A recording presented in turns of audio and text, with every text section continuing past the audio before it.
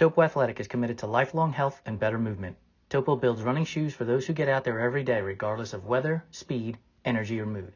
Their distinctive fit and feel combines instinctive human movement with modern performance and lightweight comfort to help you keep going, keep trying, and keep moving.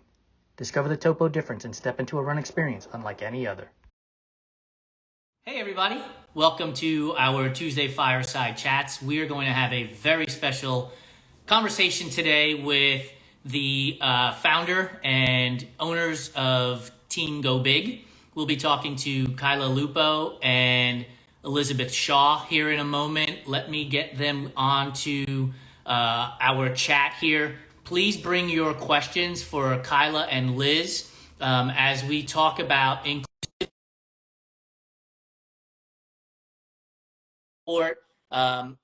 talk about some of the funny moments that we all go through as we learn how to navigate the world of triathlon.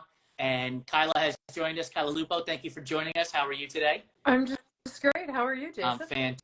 Fantastic. Liz, thank you for joining us today. Yeah. Appreciate it. How are you? Good.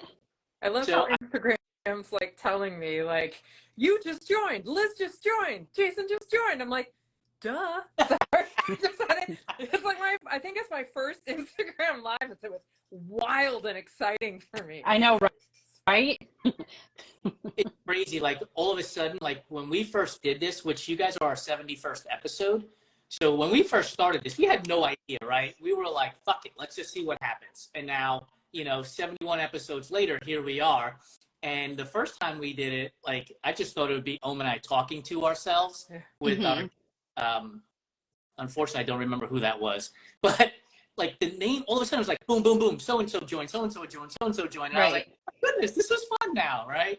So I'm glad that we've kind of gotten this perfected. And I put that in air quotes for those of you listening on the podcast, because I don't think we'll ever be perfect at any of this stuff. No. So those of you who are joining us right now who have never been part of our show, you have an opportunity to engage Kyla and Liz in this conversation as well. All you have to do is hit the little question mark at the bottom of your screen, ask your question of them, or type it in the comment box and we'll get to it. The reason I'm asking you to put it in the question box is because if you type it in the comment box and people join, it goes by and I may not get to it.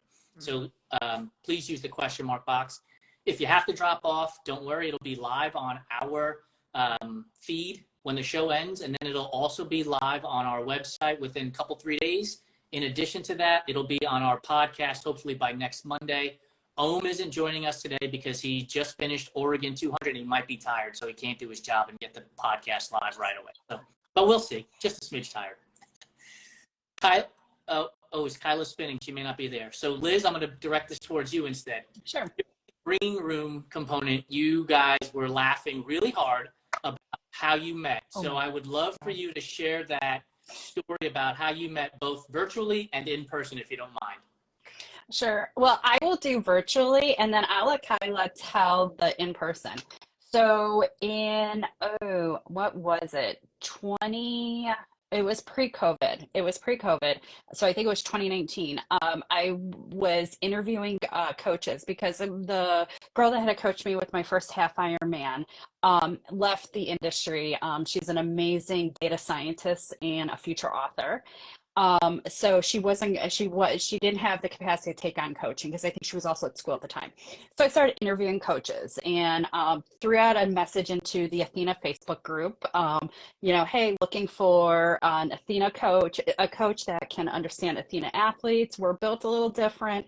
And everybody was throwing names out. And there was one woman that was local. And then there was one woman that was in Florida. Kyla. So I interviewed with both. I had a great conversation with both, and I had a great conversation with Kyla. And she said, I love your energy. If you ever decide to coach, come find me. And I'm like, okay. But I am going for the other coach. So I didn't hire Kyla for the triathlon, but in my defense, or for the other coaches, she had a local team and I was hoping to train with them. But I think because then, oh no, it was after COVID. So it's 2021. It was after COVID because she really wasn't doing in-person training. So I was hoping to get more of that in-person community because at that time I needed help being accountable for those long bike rides. Yeah. So, and then I also, my friend got injured. So we ended up not doing the race. But then COVID happened. I was in a period of transition and I've gone through a lot in my life and I felt like and one of the things I love doing is coaching, whether it's, various aspects of nutrition, sports, or in my professional or my day job. So I reached out to Kyla and said, hey, I think I want to be a coach. And we kind of walked through the process. And, Kyla has been such an amazing mentor with me of what it takes to be a coach, because I think there is the knowledge aspect of it. I bring knowledge from my years of being in endurance sports. I started in the sports in 2006, but also there's a soft skill to it, and also kind of embracing Kyla's magic method, I guess I could say, or just like her, her because she calls herself the triathlon magician. So just embracing that and helping our athletes. So I'll have Kyla talk about how we met in person, because I think it's a funny story too, because the whole team was in on it. Oh, that's right. Here's what I'm gonna add. Liz came back to me so much faster than she thought she would. Yeah. And that I thought she would, and I was like not ready for an assistant coach, even remotely. None of the things had happened that I thought would happen before I hired an assistant coach, but I had promised her that when she was ready, and so we, on my side, I was just flying by the seat of my pants, but it was great. Liz is an amazing addition to our team. So Liz was going to do the St. Anthony's Tri, which is in Clearwater, St. Petersburg, Florida, which is 3 hours from where I live. And so I asked if I could referee the race, because it's a fantastically run race. And one of my things I do in triathlon is I'm a certified race official with USA Triathlon. So I asked if I could do the race. They needed 10 referees. They're like, sure, come on. I'm like, great. I get to go there. They pay for my hotel. I get paid a little bit. This is fantastic. So I started telling the team, I'm going to surprise Liz. So we're the day before the race, and they're doing the race briefing, and we just missed each other by a minute maybe. And so the surprise was up, and I texted her. I was like, hey, where are you? And she's like, what? I'm in here. And I was like, I'm here too. And she's like, what? So they were she and her race friends were going out to dinner, and I was going out with all the referees, and so whatever. So when I saw her the next, we met each other in the morning, and she for 30 seconds, and she was like, yeah, I just looked for the State Farm representative with blue hair, because we were red shirts and khaki pants. And so we hugged for 10 seconds, but I was working, and so I had to really focus. So after the race, I sort of was stalking her around St. Petersburg to see hey, where are you? And they came back to the hotel, and she's like, I'm so tired. I'm like, it's so great to meet you. And we have this picture of the two of us, and I'm big smiles. And Liz is just trying to muscle through it. You can tell her she's just exhausted, the little salt streaks, because it was a hot day. And oh my gosh, but that street corner in St. Petersburg, where we got to hug for real and spend a minute, it was great, because it was we had known each other forever. So yeah, it was beautiful. The story that Liz tells about you saying, hey, come back to me when you're ready to coach, reminds me of somebody we both know, which is, I talked to Michelle Lake last week, and she used a phrase in the interview, grow who you know. That has not left my brain for a moment. Yeah. So was that kind of something that you had talked to Michelle about? Did you even know Michelle at the time before you made that statement to Liz about, hey, when you're ready to coach, come see me? I just started working with Michelle about 5 or 6 months ago. Oh, okay. Despite the fact that she and I circled in the same circles when I lived in Northern Virginia, we just never met.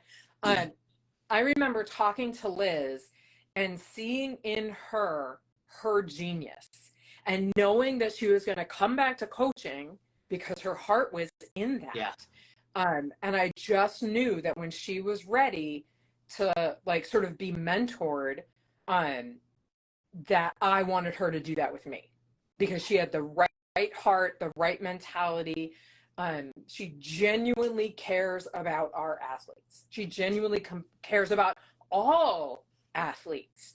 And I knew that that was the energy I wanted on my team. She just came back really fast. And so I just like thought on my feet about how to figure it out. And it's been great. I don't think the team really came into its like fully blossomed stage until we had Liz and her genius and her big heart. So thank you. Yes. And I think for me personally, I knew I wanted to coach, and I knew I didn't want to coach on my own and just be the solo coach. For me, community is so important. Like I am all about, all right, who's, community, whether it's in person or virtually, like, hey, who's racing this weekend? And, talking through online that. And I love the message that Kyla puts out there is that inclusivity, not only from an Athena standpoint, because again, we're a different beast. I probably can't say badasses, but we're a bunch of badasses. Oh no. But also the inclusivity, who you are and authenticity. We love you no matter what. You belong here. And Kyla has spent so much time to nurture that and that energy that it was just something I wanted to be a part of. Whether it was being one of her athletes, which P.S. I am one of her athletes right now. But also being part of her community, helping with coaching and helping in other aspects of our team. I love it. So you mentioned community, and you guys, Team Go Big was our cover story for our last issue, which was our August-September issue. So for any of you who are not on Threads, you can go there very easily. I just posted the link over on Threads, and you can find the story there. But one of the things that, I don't know if I've told this story often, but we drop our digital magazine to our newsletter subscribers. And we've been around for almost 3 years. We've gotten 1, maybe 2 emails in 3 years. Your magazine goes out and we get an email. And on the front, it says protect trans kids, right? That's the shirt that Kyla is wearing. And I get this email that's, I don't know, this long. And I read through it, and it's why are companies shoving inclusivity down our throat and all of this stuff. And here's the thing that got me more than anything else. They asked, please unsubscribe me from the email list. No problem. Here's the thing that got me more than anything else. They said, I've been in triathlon for 40 years and I have always welcomed everybody into the sport. But please unsubscribe me from this because you're shoving this down my throat. So if you are really inclusive and open to bringing people into the sport, why would you not partner and join and make a movement instead of leave, right? Yeah. It blew my mind. Yeah. Like blew my mind that this person was blind to their own self-identity of what they are doing by removing themselves from the list. Oh yeah. First it angered me. Like immediately I was angry, right? And then I was like, you know what? I will handle this as a professional. Thank you very much. We appreciate your support. Sorry to see you leave. You have now been unsubscribed from the list. And that's it. But I have to wonder, for that one person that unsubscribed, how many subscribed based on the amazing article that you guys wrote about the team? Because again, it's still to this day, and I think we've been working together, for a couple of years now, Kyla, that there isn't another group I have come across that has this much inclusivity or vocalizing inclusivity and community. Because we have athletes that are off training with another coach or another plan, but they pay to be a part of our community. Yeah. I say this. So every time our magazine goes out, we do see a bump in subscribers to our newsletter because they want to get it. But from that August-September issue up until today, for argument's sake, we've seen more people subscribing continuously as opposed to all at one time and then stops, right? Mhm. Yeah. And That's people, really cool. it's Awesome. stinking cool. And here's the best part, because every time we drop, every time somebody subscribes, they get a welcome email. And so when we drop a new magazine, we've replaced the old magazine with the new one. And so for the last 2 months, every person who has subscribed to our newsletter has gotten that issue. Nice. And look, people always wonder, how do companies do all of this stuff, technology? How do they know to put an ad in front of me? Because we're giving away information for free. Yeah. And so we can see on the back end people who have subscribed and unsubscribed, right? Yeah. And we have yet to see somebody subscribe, get the welcome newsletter, and unsubscribe, right? Yeah. So the people that have subscribed in those 2 months, in these last 2 months, have stayed with us. And Nice. so you see that. And so I'm going to plug us in for another thing that we're doing. So this upcoming month, our September 15th newsletter drops. We are going to have on the cover I Try, which is an all-female triathlon group on the eastern end of Long Island. They're awesome. They've been featured on the Kelly Clarkson show. I talked to they're a nonprofit, so I spoke to their president a number of times. We're going to be doing some really cool things with them.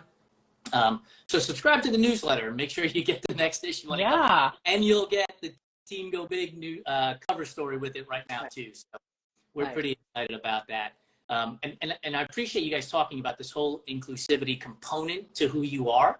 But in the green room, and I'm going to focus this on you, Kyla, we talked about not just inclusivity in terms of LGBTQ or people of color type of thing or physically challenged. We're talking about beginners as a whole. So shed some light on your vision as to why being inclusive to beginners needs to be more than just, hey, beginners, you're welcome here in our club. Yeah, exactly. So one of my, I don't want to say it's like a passion project, because it's not just a project, is to bring adults into the sport of triathlon, right? And like kids too, but I really am focusing, I think my heart is with adults.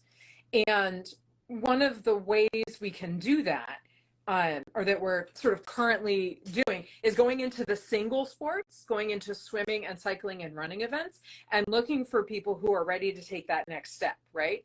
So if we find someone at a swim meet and we say like, hey, you are doing the hardest part. Like, I think everyone agrees the swimming is the hardest part. I mean, like 89% of it. Have you thought about doing a triathlon? That's a very specific number. Like 89. I know, I just pulled it out of nowhere. 89%. Then I'll sound official. If we go to them and say, hey, have you thought about doing a triathlon? And they say, I haven't, but you know what? That sounds like a lot of fun. We better be ready to teach them how to ride a bike, to show them the gear they need to wear. You can do a whole race in a Speedo if you want to, but you're not going to be that comfortable, right? So we better be ready to show them where tri-suits are, where tri-kits are, what they can do, what kind of shoes are going to be great for running or walking, cycling, like all that stuff. We better be ready to actually teach them how to be a triathlete, right? And so we have a ton of resources to work with just beginners, from things as like how to write a race plan for your day, how to change a flat tire on your bike, where to find affordable triathlon clothing.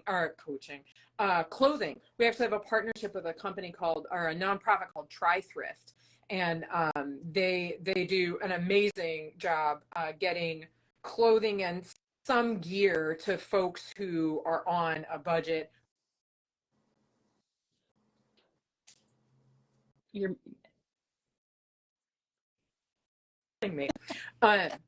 So not only can we open the door for every single person to do a triathlon by being that incredibly radically inclusive team that's not really going to turn anyone away, right? But we have to be able to back that up by saying, we're actually going to teach you how to do that. There is no dumb question, period. And we have an amazing community of athletes that have completed ultra triathlons, that have never started a triathlon. We have wildly amazing, wildly diverse experience in distances. We have endurance swimmers, we have endurance cyclists, we have endurance runners. There's everyone in our community. So there is literally no dumb question you can ask. I don't know how many times we have all answered the question, what's a great sports bra? And we all know we've answered that question 27 times. And every time someone brings it up, no one says like, hey, go look in the Facebook group or blah, blah, blah, blah, blah. It starts a really great conversation about really great sports bras. Same thing with, we just started one with sunscreen, even though I know it's Yes. sunscreen and jellyfish protected. And then someone was talking about bike saddles. We've talked about all these things multiple times before, but no one ever says, hey, go blah, blah, blah, blah, blah. Like either they'll drop the link to the Facebook thread in our group that we have, or everyone just starts chiming in anyway. So they're creating that kind of place where people can come in and feel stupid and then not feel stupid, because we immediately dispel that. That was really, really important to me as a coach and as a community builder. You know, dropping a link seems like not a big deal, but it very rarely happens. You usually get, we've answered this question, scroll back 756 posts until you find it. And it's like, dude, you wouldn't do that. Why are you asking me to do that? Like, right. The post up, you know, especially if I'm new here, like we need to make things easier for people, not more difficult in the grand scheme. Yes. I had one Facebook group I was a part of.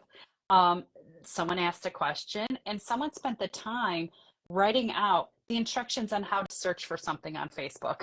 Nice. See that's so the time you spent to write how to search something, you could have said, hey, you can get, XYZ at here, or this is my favorite brand. Right. Hey, I found those at Swim Outlet the other week and they were like on sale for $20. That's all it takes. Yeah. So that little bit extra time. The whole beginners coming in asking about gear to wear. I can only imagine as a certified nutrition and sports nutrition coach that you're also getting, what should I eat, right? Yes. For a race, the day, what do I eat during an event? What do I eat after an event? So what's your approach? Because that's a question, honestly, that people who have been in sport like myself for 15, 16, 17 years are still asking, right? Because our bodies change constantly. So how do you take that? What's your approach to answering that question? Because it's also individualized. Right. It's very individualized. And so a lot of the information I have pulled from my learnings and my trainings and utilizing what the USAT has put together using the athletes play. Because I think the big thing is that people feel like I have to eat a certain way as an athlete. Shoot, no, you don't. Shoot, I had Taco Bell for dinner. Crazy day, and I need some carbs because I got speed work tomorrow morning. So it's damn, she called me out. But there's that, and also teaching the athletes, what you want to look for. So we have done in our team meetings, we've done talks about like what to eat before a race. The whole idea of carbo loading, like the whole joke about Michael Scott, the famous the 5K for rabies, and carbo loading with pasta, and that's not necessarily what you need to do. And so we've talked about that, but it is very individualized. And I do offer to our team members one-on-one coaching as part of their package to do an assessment, talk about how to eat, what they can do. It's not necessarily a meal plan or this is what you need to do to lose weight to get fast. It's nothing about that. It's like, hey, you want to add in some more complex carbohydrates because you're hungry midday. So maybe, have some brown rice with your chicken stir fry you had for lunch versus white rice. It's those very simple. And we also talk about, what are things that work? And this is where we go back to community, coming in with ideas, people coming in with ideas that have trained with whole food versus sports nutrition items like goo and gels and chews. And then we also do, it's always in the race plans and what we teach our athletes, nothing new on race day.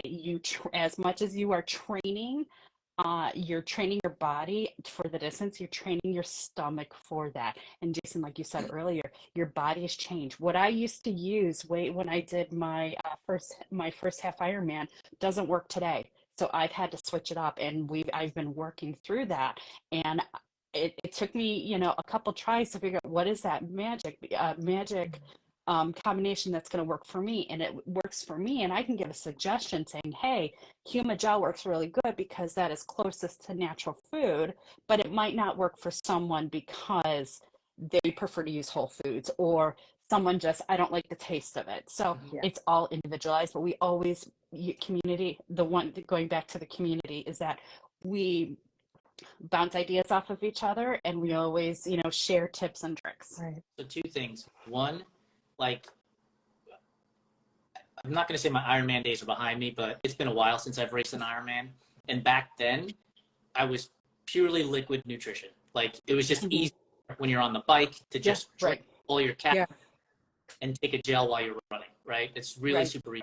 As an ultra runner, running 100 miles, 200 miles, like, I'm eating food, right? Like, literal food. Like, at when I did Cocodona, I asked my crew, make sure you get me Impossible Whoppers at this aid station or whatever it was, so that I could actually, because there's no way on God's green earth I'm going to eat a 180 pack goo for what amounted to 4.5 days. Like, doing that every 30 minutes was just never going to happen.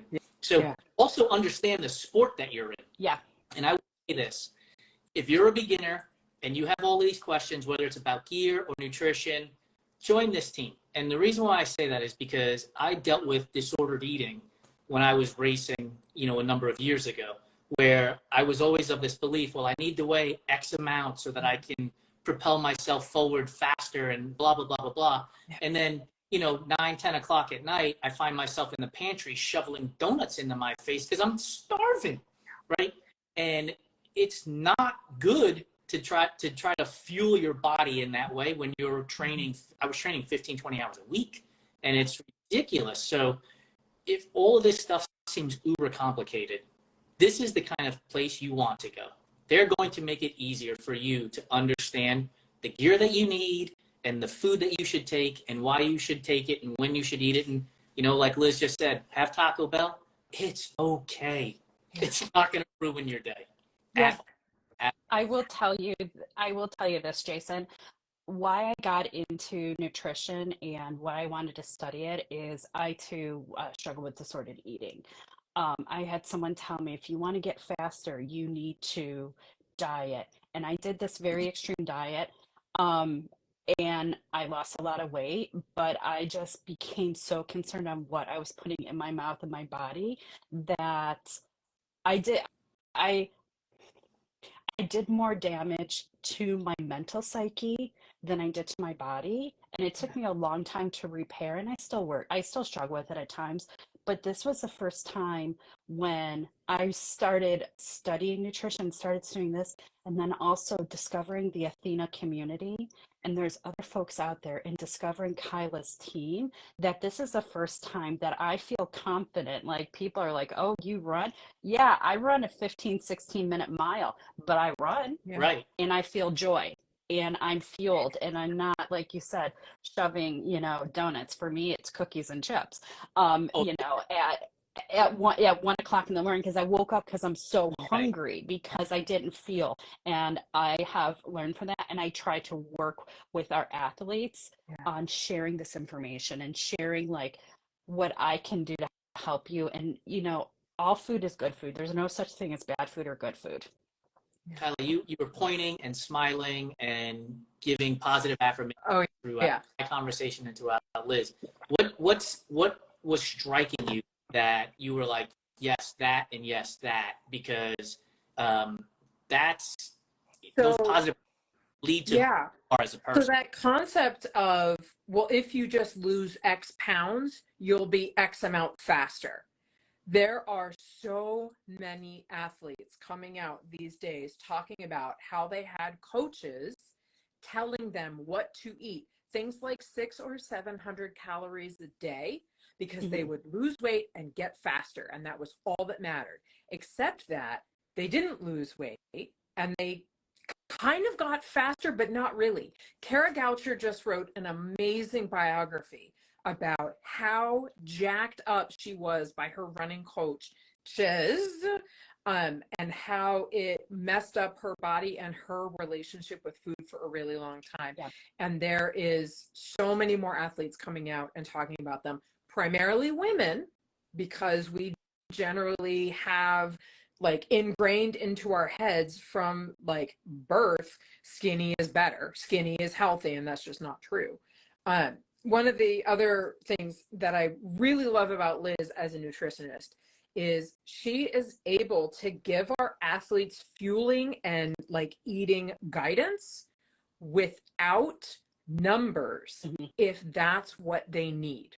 And so for people who come from a disordered eating background, there is a lot of trigger points around numbers and around getting on the scale and weighing your food and things like that. And Liz has figured out a way to a point, right? Because at some point you, especially when you're racing, you really need to think about how many grams of carbs you're having every hour. Like that's a thing we have to think about, right? But Liz has gone so far as to say 16 ounces of this product, that's going to be enough for you for an hour. So that athlete doesn't have to think about 45 grams. They don't have to like get triggered or worried that they need 8 ounces of chicken breast. It's like, no, like have a handful of this or a thing of that. I am consistently impressed by how she's able to teach our team about nutrition without making it about dieting or weight loss or any of the other crap. Though if you are, that's fine. Yeah. But without triggering people to get obsessed about numbers. Yeah. Because ultimately, even if you are an athlete that is training, it's not about numbers, it's about how you feel. Absolutely. Yeah. And honestly, and the one thing is that we the one thing, you know, if there is somebody that, you know, I want to get my body in shape for X race or this, we can do that. We don't say diet, we don't say weight loss, cutting or anything. We're talking about we're getting your body performance ready. I'm going to say this too, like Kyla, you mentioned that it's mostly women, but I will say this, men, you need to listen to this too.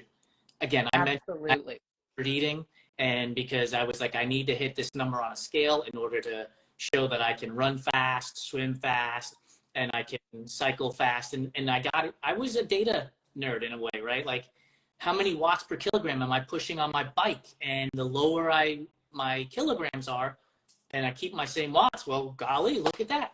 But the reality is, pardon my French, but nobody fucking cares, man. Seriously, nobody cares. Right. You could be pushing 2.8 watts per kilogram. You could be pushing 1.8 watts per kilogram, and 0 people care. Right. Literally 0 people care.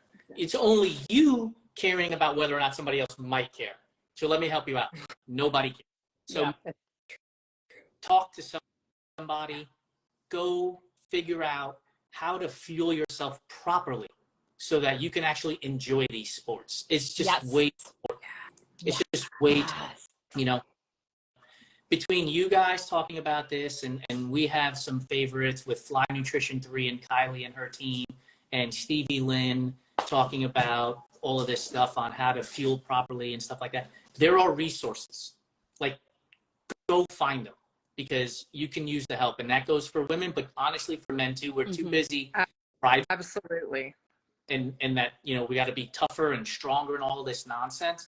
Nah, man, you know who the tough guy is and the strong guy is? The one who goes and finds help. Yeah. So that they can be, that's the reality. Absolutely. Like, I mean, I know that, you know, and I wanted to say thank you to both Inkysaurus and Breathing Smiles for giving us some props on, you know, this conversation. And honestly, like I have a whole series of questions here that have just gone right out the window because it's been a much better, like this has been a flowing conversation. I hate to interrupt it with like, you know, I'm not a journalist, so there's no like, hey, let's do this and talk about that kind of thing. But you guys are awesome with these conversations, and why I think your team is important for sport, not just for the people that you're working with, but as a whole. Because anybody who sees this video, whether it's on Instagram, whether it's on our YouTube channel and website, or whether they hear it on the podcast, is going to be influenced by it. and they're going to say, okay, how do I make this adjustment? How do I make this change so that I can be inclusive, not just of a personality or a person's skin color, but also of them being a very green person to sport in general, right? Like, I think that's so important, and I'm glad that we had our little green room conversation so that you can bring this up. Yeah. So we're getting close to the end of the conversation here. So Kyla, how do people find your team, and what's the best way for them to get in touch with you? Awesome. So we have a great website. It's teamgobig.life, not .com, .life. And so you can find us there. Of course, Liz and I are here. You can follow us. We're both on Instagram fairly regularly. And then the Go Big Triathlon. So at Go Big Triathlon, you can find us there for Instagram. And that's sort of like team stuff. Our separate Instagrams are, of course, sort of team focused, but more personal, more fun. We talk about great stuff. But if you want to learn about the team, teamgobig.life, there is a link on there so that you can get on my calendar and we can have a conversation if you have questions about the team or want to join or all that kind of good stuff. We are currently taking athletes. We're about to get into the season where everyone sort of goes to look for new coaches. That seems to happen in September, October.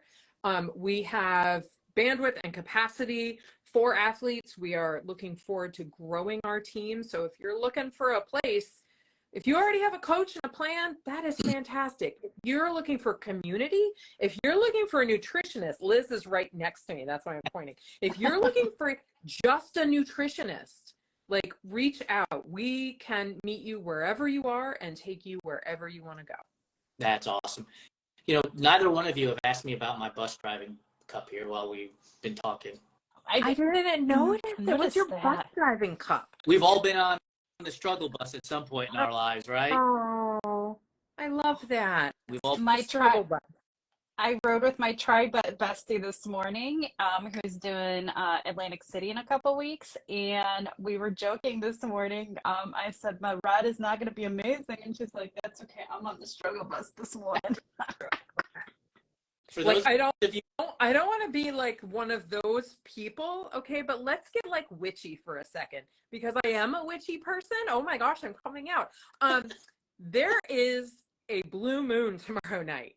And it is a super moon, and it's in fucking Pisces. So if you're feeling weird, like, and big feelings and weird dreams and stuff, friend, you are right there with the rest of us, because that is like what is going on in the planetary. Oh, yes, and also Mercury is in retrograde. It's in retrograde. And I like to tell people, you might not believe Mercury's in like the Mercury retrograde thing, but it sure as hell believes in you. So if you're feeling like the big feelings and weird dreams and like everything feels like it's harder than it's supposed to be, first of all, the world is like a shitstorm right now. Louder. Say it louder. Wow. Right? But also, like, it's not just you. Like that's just, yes, I'm seeing like the comments, like Incusaurus, who is Laura, who's on our team. It really is about letting go of the stuff that you don't want to do anymore. Just like, and there, yeah. So there I love Kyla after hours. The thing is, and this is what's funny, Michelle and I talk about this. Michelle, who we were talking about before, because she's like my business coach. She's like, you gotta lean into this magician stuff, Kyla. You gotta lean in to like the crystals and the woo and all the stuff. And I was like, but people will think I'm weird. She's like, your people will find you and they will love you. And I'm like, so okay. I at the college level. I've been in marketing for 30 years, and it drives me nuts when people are like, everybody will buy my product and everybody wants to do this and everybody wants to do that. I'm like, no, you want to sell your product to the people who are most likely to buy it. And that's the community you end up building, right? And so don't worry if Joe and Jane on the left side of the world don't buy your product, as long as Susie and Steve in your world are buying your product. So you will find your people. You just have to keep putting that energy out, right? If you start putting out energy that isn't you, you're not going to attract the people that you want to work with. Right. Like, it makes no sense to me. It makes Yeah. zero sense to me. Yeah. I don't get it. Yeah. We're going to jump into our rapid fire questions, which during the green room it's all about food. But you guys, honestly, are the embodiment of why I started this business almost 3 years ago. Because endurance sports are hard, right? We train hard. We sometimes wake up at the crack of dawn. We're exhausted at the end of a training cycle. We're exhausted at the end of racing. Like, it is really hard to go through this stuff, but it should be fun. And you guys make this fun. Like, I didn't have on my bingo card that we're going to be talking about zodiac signs during this conversation, and yet here we are, right? Like, that's fun, and that's why we started this business nearly 3 years ago, and why I hope that we can continue rolling this ball forward so that more people can get involved in the sport and have fun at it while excelling at it simultaneously. Yes. Thank you guys for joining us. Again, for those of you who may have just been joining us, this will be on our feed. We'll tag Team Go Big's Instagram account as well as collaborators, so it might be over there too. But you will see it on our website here in a few days, as well as on our podcast Monday or Tuesday of next week. If you go to runtrimag.com, across the top it says Fireside Chats. Just click on that. Every time we have a new one, it's there. Really super simple so that you can get there. Are you guys ready for our rapid fire food debate questions? Oh, ready. I will address. We might lose some friendships here, but that's okay. We're ready. All right, so Kyla, we're going to start with you. Pineapple on pizza, yay or nay? Oh, yes, please. Liz. Okay. Liz, you say yes too? Yeah, oh, yeah, totally. Okay, you guys are making me want to take back everything I just said about how awesome you are. You have to balance it. I like to balance it with like banana peppers or red onions. You need something sort of spicy and tangy to balance it with. But yeah, pineapple and pizza is pretty delicious. Deadpool special, spicy Italian sausage and pineapple. First Deadpool, that was the pizza he delivered. So let me say this. Every single person who has said yes to pineapple on pizza has never said yes by itself. It always needs an accompaniment, which tells you why it doesn't belong on pizza. Like, you can have mushrooms on pizza. You don't need to have mushrooms and spinach. You can have pepperoni on pizza. You need pepperoni and something else. So it's supposed to be the lightning round, but we're going to have to come back and have this conversation because I know you want to be I think you need to have this for your Friday food fights. Oh, he already had it once. It was hilarious. Oh, I missed it. It's on, if you go to our profile, there's a Food Fight Friday highlight. Just go through it and you'll I'm going to have to go check that out. All right. Liz, Oreos. Are you the OG Oreo gal or are you the double stuff Oreo gal? I'm probably the OG girl. Kyla? Okay, they make these Oreos that are thin. Oreo thins. That's a crack. Double That's not a stuffed. cookie. No. They're thins, but double stuffed thins. And it's the perfect balance of cookie and cream. Okay, I just told you I've been marketing for 30 years. Howard Moskowitz is the horizontal segmentation guy. He invented this idea because he would tell people you don't need to create the perfect Pepsi. You need to create the perfect Pepsis, which is like somebody likes it this way and somebody likes it this way, which is why when you go to the grocery store today, there's 37 varieties of tomato sauce, right? And so this is where we're at with horizontal segmentation. And now this double stuffed Oreo thin that I've never heard of before. They're impossible to find. They're impossible to find. They have them for a heartbeat. Ooh. Yeah. I should have bought all of them. They're so good. They're so good. Breathing smiles. OG double stuff tastes weird. Yes. Thank you. All right, Kyla. Licorice. Yay or nay? No, I can't stand it. Anything with anise in it, I can't stand it. Liz? Well, is it like just black licorice or licorice in general? Licorice in general. Oh, see, yes, love me some red vines. Over Twizzlers then. Yes. Yeah. But I don't feel like that's licorice. I feel like those are just candies. Like that's what's weird because I do like Twizzlers and red vines, but I don't feel like it's licorice. Licorice is black and it's flavored like anise and it's gross and weird. And in Sweden, they have salty licorice. No, it's gross. So Sambuca is out for anybody who drinks. If you don't like black Sambuca. I never could get through it. I'd always do a shot with my friend, but I was like, bleh. So what's to you? Candy corn, is it a real candy or is it just earwax covered in sugar? Look, come on. Apparently you have opinions. I like candy corn for 3 pieces and then I'm done. Like you just want the taste of it. It's delicious and then I'm done because then it really does start to taste like earwax. Yeah. Liz? No. Yes. No. We're going to put this one back on you, Liz. Peeps. No. Is Peeps a candy or is it a marshmallow covered in dust? It's a marshmallow covered in dust. Yes. I'm sorry, I don't Kyla. think it's a candy either. I think it's a marshmallow. It's terrible. And I don't think marshmallows are candy. Marshmallows are whatever marshmallows are. So marshmallows, are you lightly toasting them or are you going charcoal burnt briquette? I like it both ways. No, you have to have an opinion here. We can't do this. So it depends on like how fast I want that s'more. Yes. Am I willing to wait for the slow roast, or do I kind of just want to feast on a marshmallow? Because if you just burn that fucker, then you can pull the scorched off and eat it, and then do it again, and you can be consistently eating and like roasting. Laura says s'mores at my fire pit. We have a fire pit in the backyard, and it's the fire. Walk away, go grab a Coke, come back. It's burnt to a crisp. You peel it off. It's ooey gooey and crunchy all at the same time. I love it. Peanut butter or nut butter, depending on whether or not you have a peanut allergy. Creamy or crunchy, Kyla? Creamy.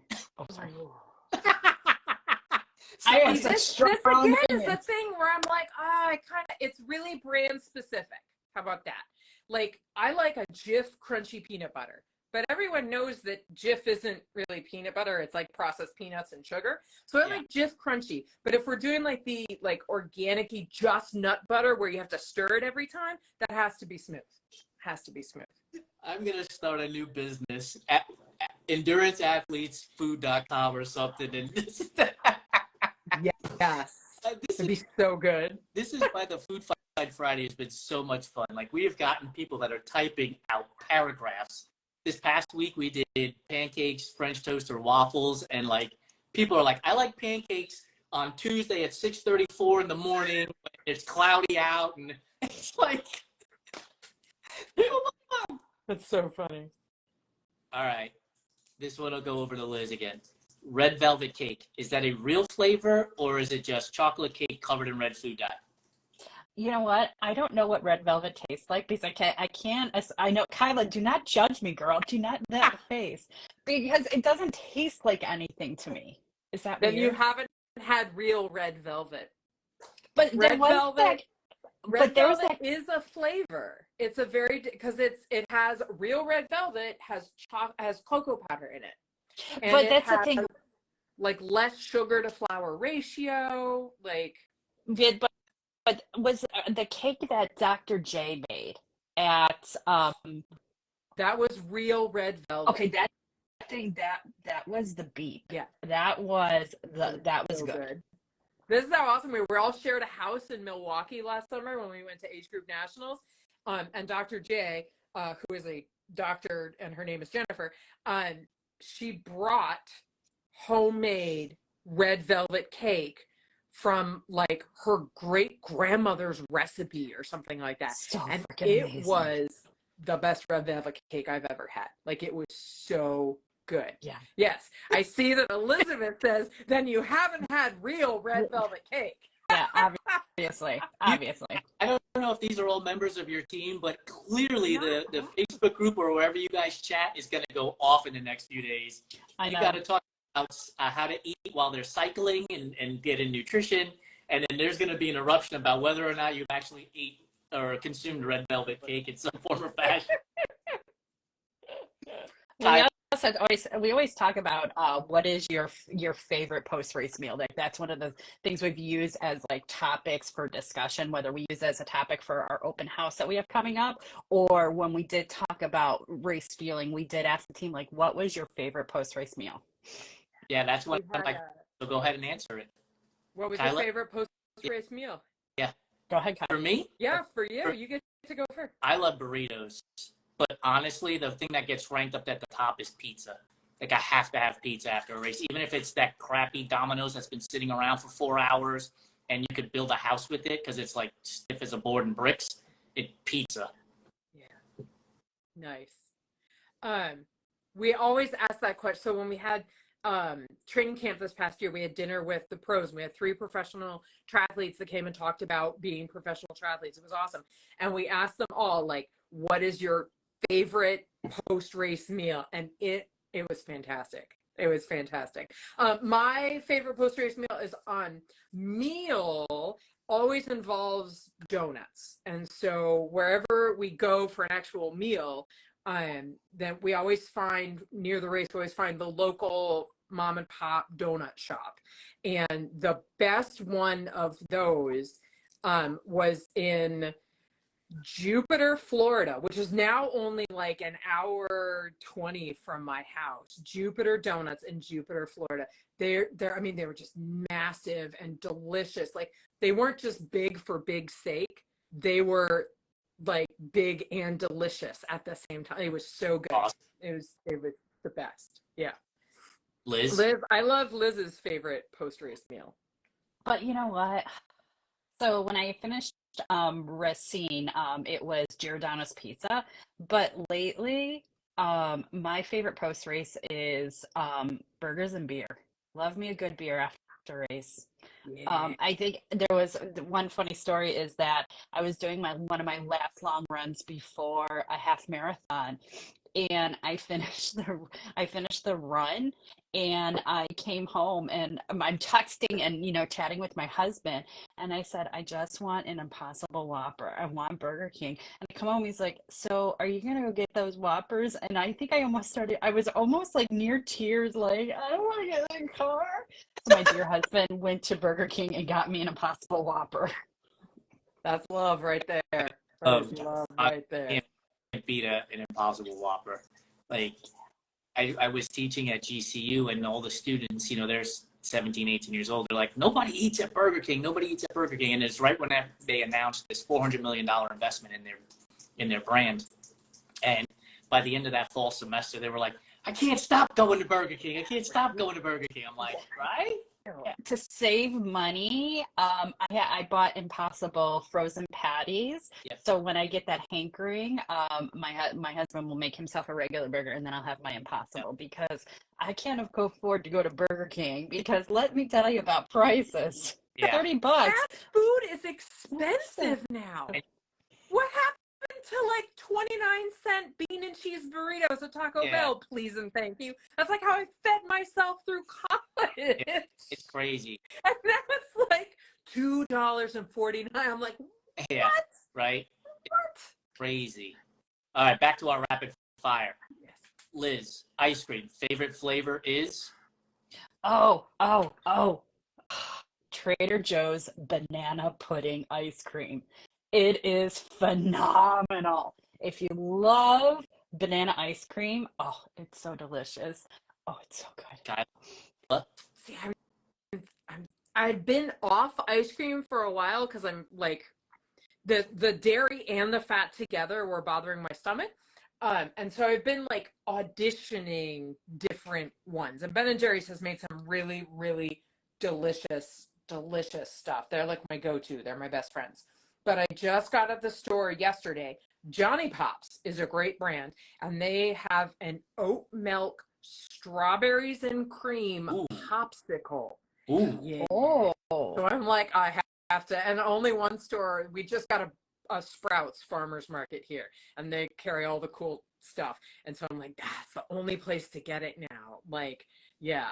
I do like it's a Ben & Jerry's one that's made with almond milk, and it's really tasty, and I can't remember what it is, and I'm gonna remember in like 30 seconds. Yeah. Yeah, So, they make it good. First, I agree. So delicious. Coconut milk ice cream sandwiches are good. But I'm also like grew up in New York and New York City. And so I love me a good bodega ice cream sandwich, which is like one of those Nestle bars. Like, and when you eat it, the wafer sticks to your fingers and stuff. Like, you cannot go wrong with that. Like, Oh my God, give me a good It's It. Oh, I went to It's It. You can only find them in San Francisco. Give me a good It's It. Oh my God, I will die. So damn. It's an ice cream cookie sandwich, but it's an It's It, which is like so good. Like it's up here. So good. All right, Kyla, candy bar. Favorite candy bar? I love Mounds. Love Mounds, which is coconut, dark chocolate. Love it. Very, very, very, very, very close second is Reese's Peanut Butter Cups. There you go. Yeah. Liz? Okay, so I'm gonna be a little weird. Nah. My favorite candy is Reese's peanut butter, but the shapes, like the pumpkin, the Christmas tree, the egg. There's something different about those that I freaking love. The peanut butter to chocolate ratio is different than it is in a peanut butter. There's more peanut butter. Yeah. No, I love a Reese's pumpkin. Yeah. So so then I'm screwed after Easter because there's nothing until fall. No. You So the buy it summer. up and you put it in the freezer, and then like every 3 weeks you pull one out. Like it's just I was fully expecting something weird. I was like, oh, a Reese's peanut butter shaped like a Christmas tree is not all that weird. No, it's not. And do you know the story of how John Reese's actually started his company? No. So I won't. I know the funny stories, but not the real. Go to the History Channel, The Food That Made America. It's the greatest series of television you will ever watch. It's phenomenal. Hershey's, Bird's Eye, Post, Kellogg's, like all of these big brands that we know today. But John Reese's has they do a really good story on how he actually came up with the recipe for the peanut butter and why it tastes the way it tastes today. And the reality is it was burnt. Yeah. The food scientist burnt it, and he was like, no, this is fabulous. This is what we're going with. And next thing you know, he's got an empire. It's crazy. Good. It's crazy. No. Excuse me. Thank you guys so much for joining me. I have had a blast. I look forward to having these conversations with you guys more and more. Everybody go check them out. Kyla Lupo Coach, and see Lizzie Tries on Instagram. Go Big Triathlon on Instagram as well, and gobig.life on their website. Schedule an appointment with them, talk to them, get educated. They are a super welcoming community, not just to everybody in the sense of whether you're a person of color or LGBTQ, but even if you're just like tri-curious, what is it about this triathlon world? Then go and talk to them, and they will bring you in and happily have you there. If you haven't subscribed to our newsletter and want to read their article, subscribe to our newsletter at runtrimag.com. The pop-up will show up. It's not an annoying pop-up. It'll go away. You won't see it again. And then you can subscribe or go to our Threads profile, and I've posted the link there to the magazine there, so you can just download and see it there. Kyla and Liz, thank you guys so much for joining me. Really appreciate the time. Thanks everyone for the great stuff in the comments. I'm just sort of scrolling back and reading all your hilariousness. It's fantastic. I love it. This was awesome. Oh, by the way, I did get a question from Inkysaurus. I will direct message you my answer, and we will have a conversation then. Thank you guys very much. We'll talk to you soon. Bye-bye. Bye, everyone. Bye.